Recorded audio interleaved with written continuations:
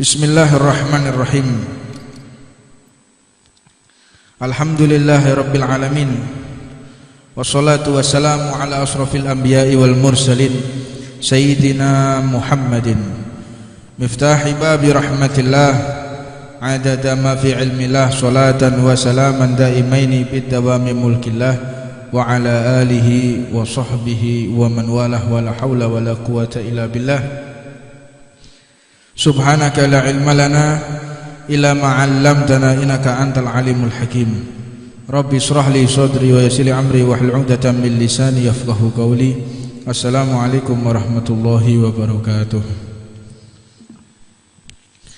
Kita kembalikan majelis Jalsatul Itsnain insyaallah kembali seperti awal ba'dal maghrib karena banyak permintaan dari ikhwan yang lain dan ada masukan dari orang tua kita, maka tidak ada satupun keberkahan yang kita dapati jika tidak memperhatikan atau tidak memenuhi daripada permintaan orang tua kita. Orang tua di sini bukan harus orang tua kandung, tapi orang yang lebih tua dari kita memberikan masukan. Kemarin lebih afdol, lebih enak dicerna itu pada saat maghrib, jadi dapat semuanya kata beliau, dapat kita i'tikaf bainal maghrib wal isya dan juga waktunya tidak terlalu malam dan mungkin nanti khawatirnya kita juga terlalu jenuh juga. Jadi insyaallah waktu yang singkat ini mudah-mudahan menjadi berkah buat kita semuanya. Bahwa Al-Imam Abdullah bin Alawi Al-Haddad beliau mengutip di dalam hadis Nabi Muhammad sallallahu alaihi wasallam tentang bagaimana pentingnya peran umat Islam tentang amar ma'ruf nahi munkar. Selain kita untuk berdakwah dengan cara santun, dengan cara lemah lembut, tapi jangan sesekali kita melupakan amar ma'ruf nahi munkar. Ini adalah satu perbuatan yang sangat berat. Biasanya amar ma'ruf nahi munkar itu akan menciptakan musuh-musuh baru. Kalau selama kita dakwah bil ma'ruf dengan santun, baca sholawat, ya tetap aja ada musuhnya, tapi tidak sebengis, tidak sejahat, tidak semilitan orang yang memusuhi mereka yang melaksanakan aktivitas amar ma'ruf nahi munkar. Nah, ketika kita melaksanakan amar ma'ruf nahi munkar, bagaimana hukumnya? Wajib. Akan tetapi di dalam thariqah kita, jalan dakwah kita, metode kita, amar ma'ruf nahi munkar ini ada uslubnya berbeda. Cara jalannya berbeda, bukan dengan cara cacian, bukan dengan makian, bukan juga dengan kekerasan. Tetap amar ma'ruf nahi munkar yang benar-benar disarankan dan benar-benar diatur di dalam manhaj kita, pola hidup dakwah kita. Semoga Allah subhanahu wa ta'ala memasukkan kita di golongan orang-orang yang menegakkan amar ma'ruf nahi munkar. Saking pentingnya amar ma'ruf nahi munkar, Allah subhanahu wa ta'ala berfirman dalam Al-Quran, wal takum minkum ummatun yad'u ila khair wa ya'muruna bil ma'ruf wa yanhauna 'anil munkar wa ulaika humul muflihun. Dan hendaknya di antara kalian, hei umat Islam, untuk menyeru kepada kebaikan, mengajak seseorang di jalan yang mulia, menyeru kepada yang ma'ruf, sesuatu yang telah disarankan, yang telah diperintahkan oleh Allah, dan mencegah seseorang dari perbuatan mungkar.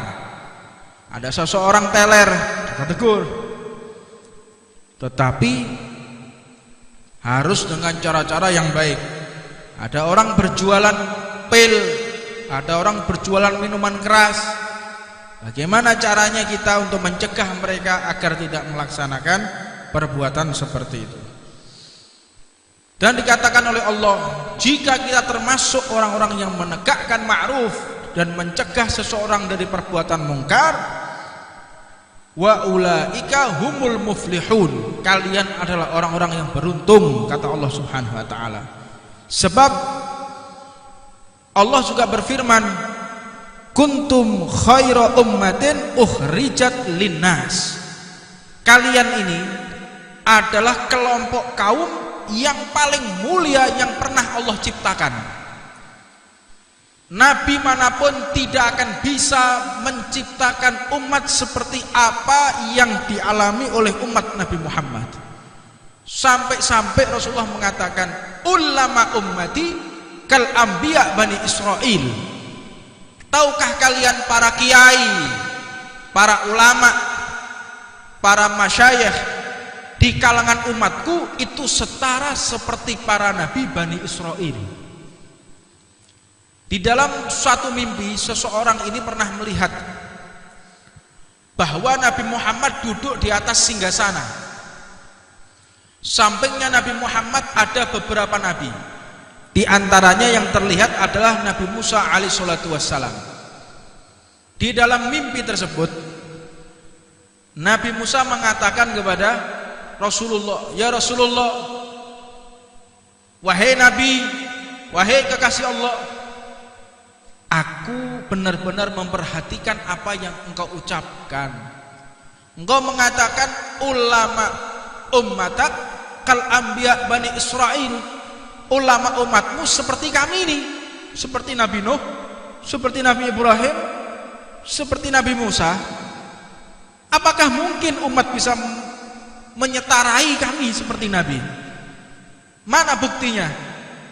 Maka di dalam mimpinya Nabi Muhammad pun mengatakan, aina Ghazali, mana Imam Ghazali, mana Imam Ghazali? Dan akhirnya Imam Ghazali pun maju dan mengatakan, aku ya Rasulullah. Sekarang engkau uji dia. Diuji oleh Nabi Musa. Man ismak, siapa namamu? Ana Muhammad bin Muhammad bin Muhammad bin Muhammad Al-Ghazali. Tersenyum Nabi Musa dan mengatakan, hah ya Rasulullah, engkau mengatakan ini seperti kami. Aku tanya namanya, tapi dia sebutkan namanya, nama ayahnya, nama kakeknya. Enggak setara ini, enggak bisa ini, enggak mungkin. Akhirnya Imam Ghazali meminta izin kepada Rasulullah, ya Rasulullah, aku meminta izin kepadamu untuk menjawab pertanyaan Al-Ghazali. Untuk pertanyaan Imam Ghazali meminta menjawab pertanyaan daripada Nabi Musa. Akhirnya Rasulullah pun memberikan izin untuk menjawab pertanyaan Nabi Musa. Wahai Nabi Allah, dengan izin Nabi Muhammad, aku akan menjawab pertanyaanmu. Jika engkau mengkoreksiku, tanya namaku, aku jawab namaku, nama ayahku, nama kakekku, maka aku akan mengkoreksimu. Bahwa ketika Allah Subhanahu wa ta'ala menanyai apa yang ada di tangan kananmu, engkau jawab ini tongkatku, aku gunakan untuk berjalan, aku gunakan untuk memusuhi orang-orang kafir, dan aku gunakan untuk membelah lautan. Apakah kamu tidak salah? Kan cuma tanya apa yang ada di tangan kananmu. Sedangkan engkau menjelaskan ini tongkatku, aku gunakan untuk berjalan dan segala macam. Sedangkan engkau menjelaskan kepada zat yang menciptakanmu, yaitu Allah Subhanahu wa ta'ala. Apakah enggak lebih aneh daripada apa yang telah engkau jawab dari pertanyaan Allah? Kaget Nabi Allah Musa mengatakan, sodakta ya Rasulullah, sungguh benar engkau wahai Rasulullah, ulama ummatak kal anbiya bani Israel, ulama umatmu seperti para nabi Bani Israel. Lalu Allah Subhanahu wa ta'ala berfirman dengan ucapan, dengan firman yang disampaikan, kuntum khairu ummati ukhrijat linnas. Apa dikatakan seperti itu? Kenapa umat ini menjadi mulia? ta'muruna bil ma'ruf wa tanhauna 'anil munkar. Jika seseorang menyeru kepada sesuatu yang ma'ruf, mengajak seseorang, ada resiko, tidak mungkin tidak, dan mencegah dari perbuatan yang mungkar. Wa tu'minuna billah, dan bagaimana caranya mereka ini untuk beriman kepada Allah Subhanahu wa taala. Dalam firman yang lain Allah Subhanahu wa taala pun mengatakan wal mu'minuna wal mu'minatu ba'dukum awliya'i ba'din. Orang-orang yang beriman baik dari kalangan laki-laki ataupun sebagian dari mereka perempuan adalah orang yang wajib menolong daripada sebagian yang lain. Ya'muruna bil ma'ruf wa yanhauna 'anil munkar. Perempuan, laki-laki itu wajib menyeru kepada kebaikan dan mencegah daripada segala kemungkaran. Kita kembalikan kepada firman yang awal, kuntum khaira ummatin uhrijat linnas. Kalian menjadi mulia itu bukan karena kita beribadah kepada Allah. Kita menjadi hebat, menjadi berwibawa, itu bukan karena kita banyaknya ilmu yang kita kuasai, tetapi kita menjadi wibawa, menjadi tinggi kedudukan di hadapan Allah tatkala kita bisa berbuat ma'ruf dan mencegah dari sesuatu yang mungkar. Ini ada satu firman yang sangat-sangat fantastis sekali. Lu'inal ladzi kafaru min bani Israil ala lisanihi Dawud. Tahukah Allah Subhanahu wa taala telah mengutuk kepada umat min bani Israil, umat bani Israil itu dikutuk min lisani Dawud, daripada lisannya Nabi Allah Dawud. Berarti umat itu celaka karena lisan siapa? Lisan pemimpinnya, lisan nabinya. Umat-umat dulu menjadi celaka, menjadi rusak, dibinasakan oleh Allah. Ini semua karena lisan nabinya. Dan umat ini porak-poranda, hancur lebur, bisa selamat karena lisan Nabi Muhammad SAW. Nabi Muhammad, jika ada umat rusak menyerang kepada dirinya, tidak sekalipun Nabi Muhammad itu mengutuk. Aku diutus oleh Allah untuk berbuat baik, bukan untuk mencaci maki sebagaimana nabi-nabi sebelumku diutus. Nabi Musa mendoakan umatnya, hancur umatnya. Nabi Musa mendoakan umatnya, hancur umatnya. Nabi Nuh marah kepada umatnya, ditenggelamkan oleh Allah Subhanahu wa taala. Tapi tidak dengan Nabi Muhammad. Ketika dilempari di Taif, bercucuran darah dari tubuhnya. Apa kata Nabi Muhammad? Ya Allah, yang salah ini adalah aku, bukan umatku. Subhanallah. Jadi ketika disakiti, ketika dimusuhi, yang disalahkan adalah dirinya, bukan orang lain. Lah ini uslub amar ma'ruf nahi mungkar yang harus kita ikuti. Kita jangan menjadi nabi yang sebelum Nabi Muhammad diutus. Ketika menghadapi orang yang mencaci maki dakwah, ketika menghadapi orang yang memusuhi dakwah, kita caci maki dia, kita musuhi dia, kita doakan terkutuk bagi dia. Itu kalian umat, bukan umat Nabi Muhammad. Jika kalian umat Nabi Muhammad, tidak akan pernah ridho melihat orang yang kafir sekalipun masuk neraka gara-gara kita. Sebab tidak ada satupun yang membuat sedih hati Nabi Muhammad kecuali telah melihat manusia lolos dari iman kepada Allah. Tidak ada satupun yang mengecewakan Nabi Muhammad, membuat sedih Rasulullah jika ada orang yang tidak dapat syafaat Nabi Muhammad. Untuknya jadilah kita memerankan peran Rasulullah. Jangan menjadi peran-perannya iblis. Iblis itu memiliki peran bagaimana caranya orang mati dalam keadaan su'ul khatimah, atau mati kafir, atau mati dalam keadaan tidak diridhoi oleh Allah, atau mati dalam keadaan tidak beriman. Kita jangan jadi seperti itu. Itu tugas iblis. Ada orang buka diskotik, ada orang buka kafe, isinya minuman keras. Tugasnya iblis menyamankan mereka agar mereka tutup usia dalam keadaan seperti itu. Tugas iblis.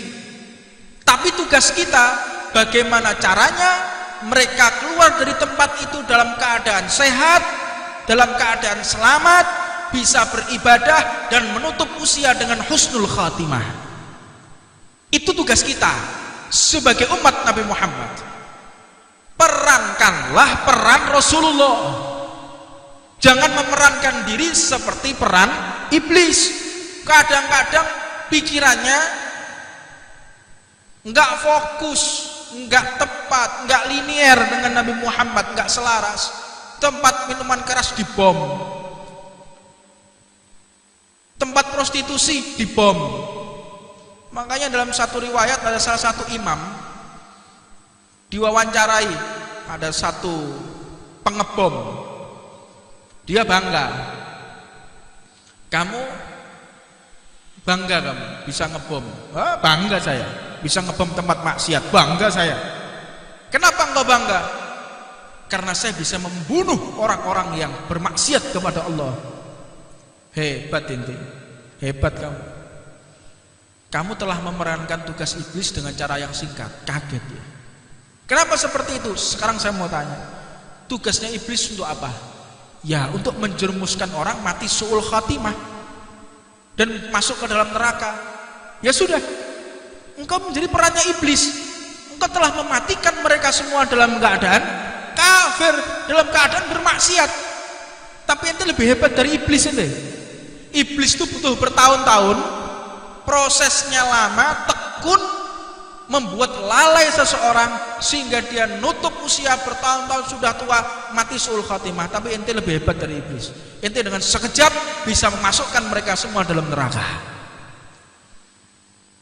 Ini harus benar-benar dipikirkan. Kita sebagai umat Nabi Muhammad, bagaimana caranya mengevakuasi manusia sebanyak mungkin.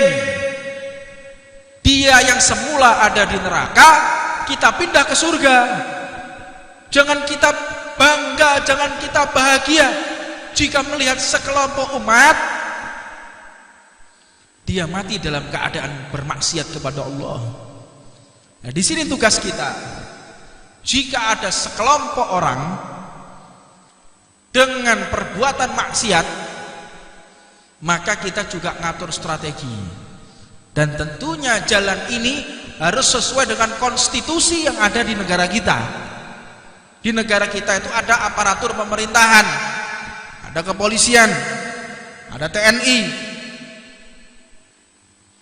Untuk pembongkaran tempat maksiat itu tugas polisi. Nah, terus bagaimana jika polisinya tidak aktif? Urusan mereka, bukan urusan kita. Kecuali ada permintaan dari warga. Warga sudah lapor ke polisi, polisinya nggak respon. Nah, itu baru boleh kita bertindak secara aturan konstitusi yang dari negara kita.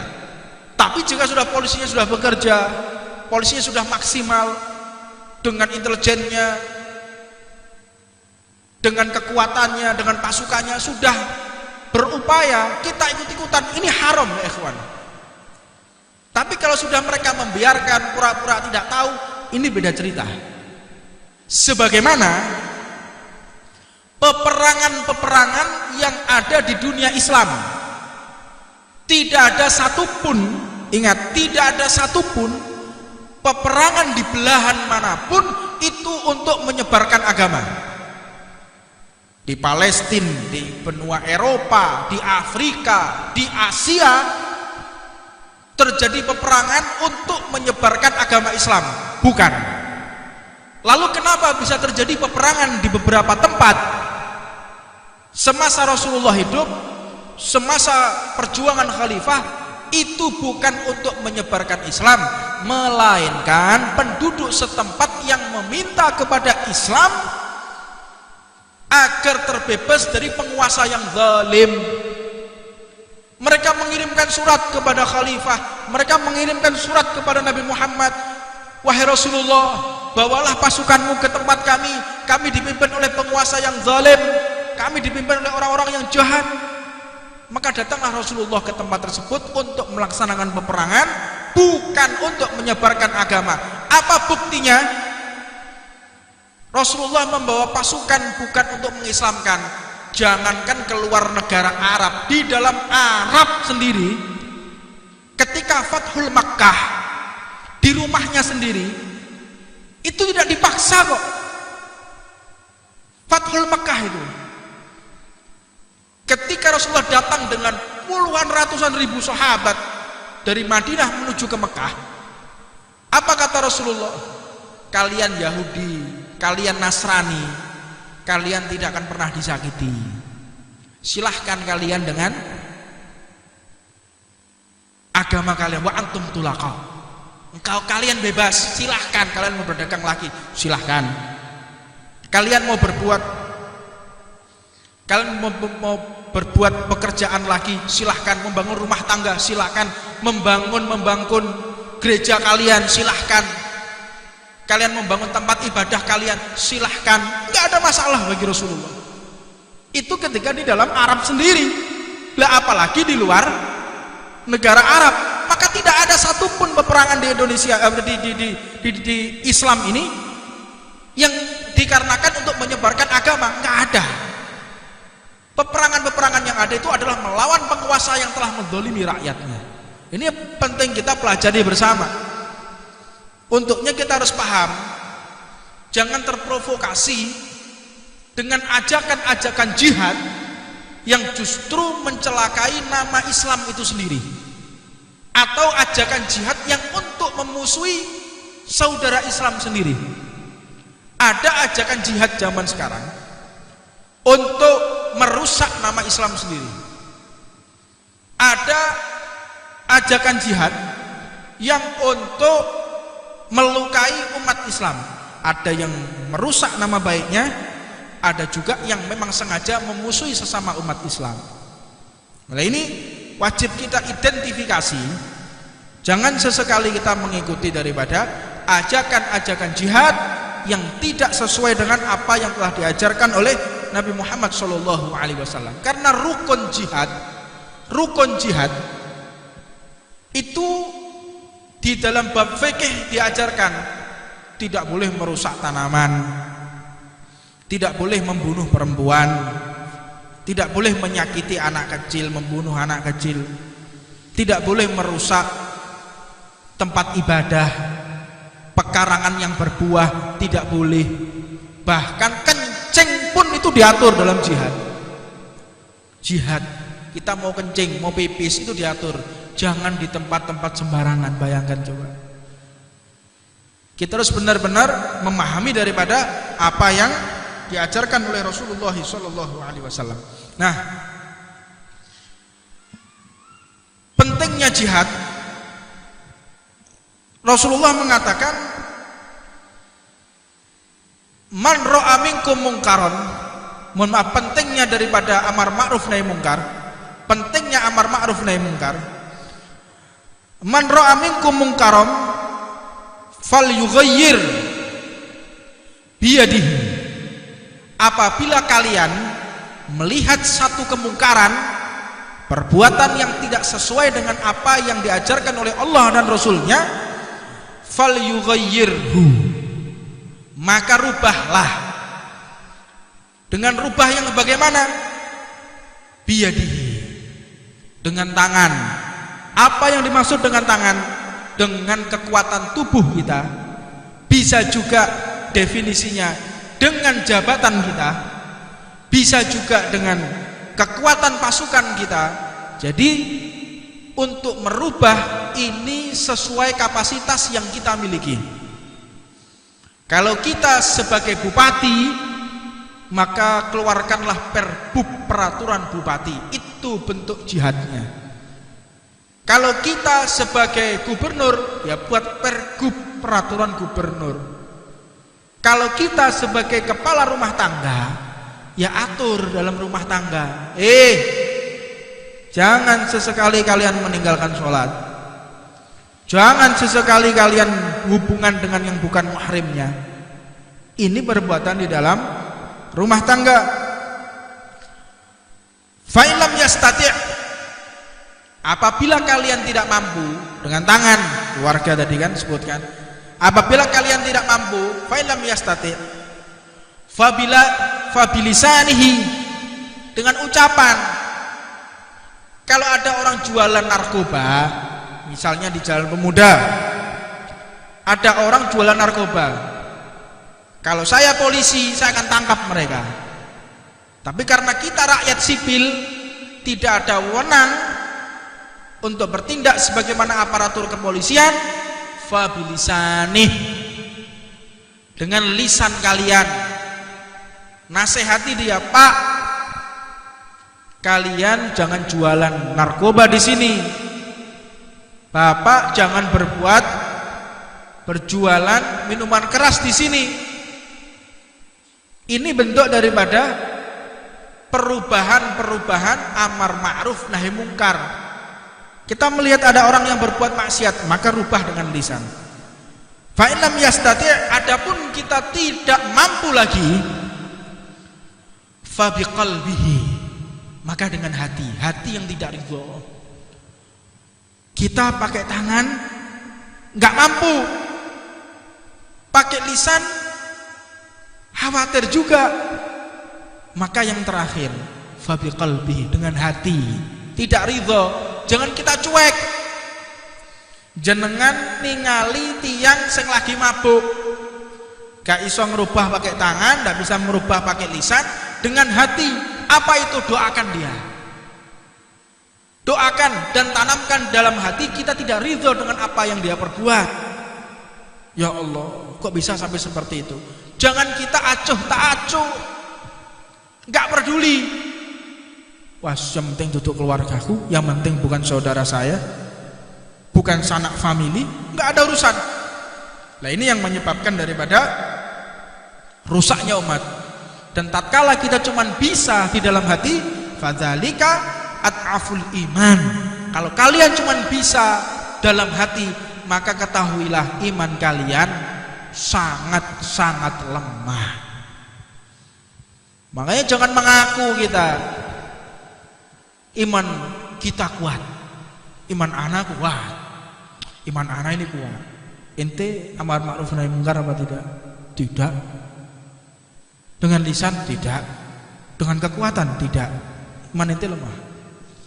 Jadi kalau ada orang, oh ini seorang wali min auliyaillah, imannya kuat, lihat dia amar ma'ruf atau tidak. Kalau dia nggak bisa amar ma'ruf nahi mungkar, nggak ada. Ini sudah tidak tergolongkan daripada orang-orang yang kekuatan iman. Harus dengan lisannya, harus dengan tangannya, baru digolongkan orang yang imannya kuat. Dalam hadis yang lain Nabi Muhammad mengatakan, ayuhan nasu ta'muru bil ma'ruf wanhau 'anil munkar. Manusia, cepat-cepatlah kalian untuk melaksanakan amar ma'ruf nahi mungkar qabla anta tad'u fala yustajibu lakum. Kalian cepat-cepat kalian amar ma'ruf nahi mungkar sebelum doa kalian ditolak oleh Allah. Kalau sudah Allah menurunkan bala, apa bisa kita berdoa? Nggak bisa, sudah terlanjur. Makanya kalau kita tidak ikut serta memerankan amar ma'ruf nahi mungkar, Allah akan menurunkan bala.